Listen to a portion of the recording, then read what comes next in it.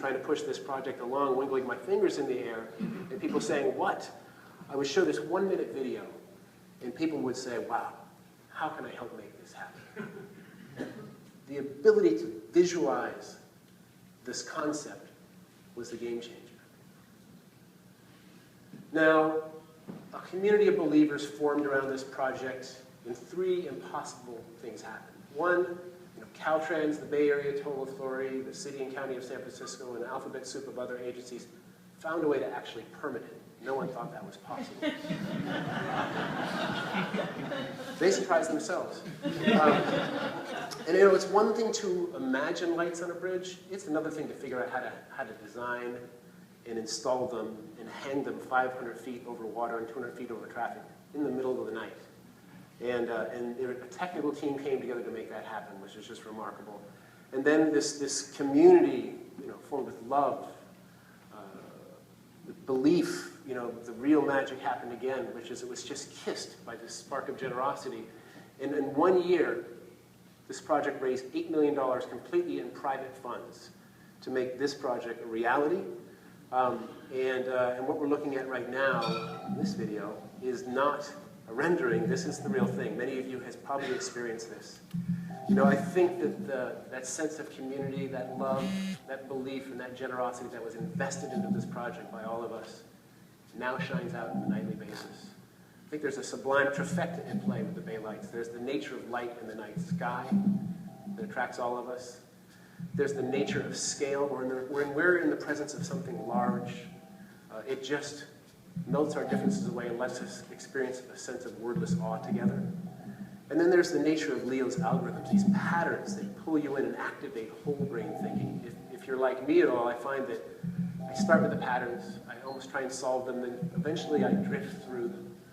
And I move out into space, and then I find myself right back inside myself, and then expanding out to the people around me with a real sense of community. I think it's that sublime trifecta, the sublime nature of this work that really has it becoming the international phenomenon that it is. So, that's the Bay Lights. The question is often asked, what's next? And there's plenty.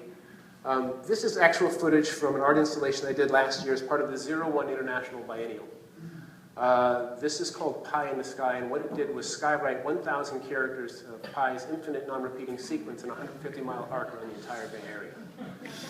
It was really, it came online before the Bay Lights came online, but it was completely inspired by the Bay Lights, which I think became possible because of its impossible nature.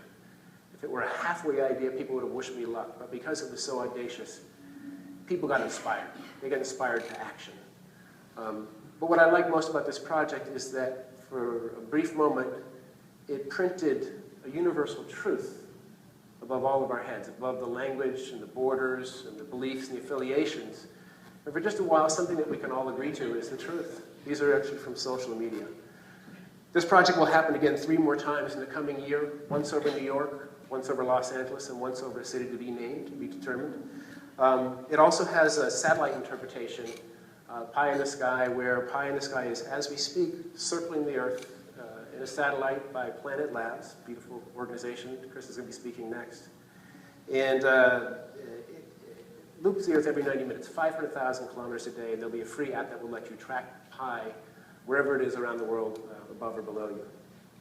Another project that's gaining quick traction here in San Francisco, may become a reality, is called Light Rail. What Light Rail does is takes the energy that's amassing along the Embarcadero with the Bay Lights and just drives it right up our most important, in some ways our most troubled street, Market Street. From one market all the way to Van Ness, 2 miles long, rails of light above your head that reflect above your head what's happening beneath your feet with the transit systems. So you can be there and a whoosh of a BART train will suddenly come over your head, pause at Montgomery Street and move on. You'll be able to see the Muni system in there. But what's most magical to me is its ability to seamlessly permeate the socio-economic and emotional barriers that have divided that street for decades. I like the fact that light and energy can play an important role in transforming our city as we think about what's next for Market Street, ripping it up and putting it back down in a different configuration over the next 5 years. But the project that I'm really most gripped by, I guess, doesn't have a rendering yet. In May, I was giving a talk at the Bay Lights, and a woman, Korean-born American woman, made a beautiful comment. She says, you know, I live right across the street from the Bay Lights, and I can see it from my apartment window, and I spend time with it every night. And about 3 or 4 nights a week, I just walk over to the Embarcadero and I sit with it. And I find that if I'm in conflict with someone, whether I'm with that person or not, I cannot stay angry in the presence of this artwork. And have you ever thought about putting it in a community or a neighborhood where it can make a difference? And I just saw a place I'd never been before. I just fell into a space where I was seeing this wall between Israel and Palestine with these algorithms equally reflected on both sides of that wall. So what you saw on one side of the wall, you would see on the other, in a sense, acknowledging the divide, but eliminating it through a sense of shared perspective. And in the culture of generosity that makes so many things possible, each side would gift the other side's experience. And the name for the piece, Common Light, came to me, and as I came up from that visitation, I was sweating through my shirt, and she was still finishing part 2 of her question. So, is it a crazy idea? You know, I just have to go back to love or fear. Is it a possible idea? We're going to find out.